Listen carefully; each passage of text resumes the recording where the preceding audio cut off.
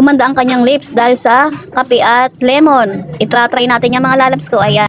Gagayahin natin yung nagtitrending na gumaganda ang lips or labi natin. Try natin dito sa lemon. Hiwain natin. Ayan. Nahiwa ko na. At dito meron tayong sugar. At itong bumili ako ng stick na kape.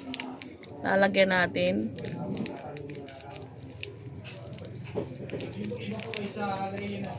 Ayan. Tatry natin. Ayan. Sa gitna naman natin kukuskusin, di ba? At lagyan natin ng konting sugar. Ayan. Try natin.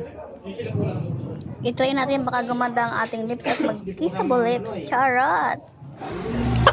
Ayan. Kuskusin pa natin ng kuskusin para mas gumanda ang ating lips. Try natin kung totoo ba talaga.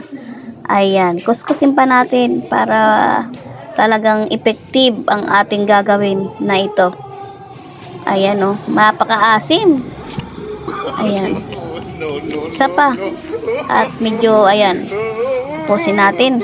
At ito na nga ang resulta. Nako, nasobrahan sa kuskusin dahil at lumaki lalo ang kanyang labi at namula-mula. Nako po, bakit nagkaganito? Char!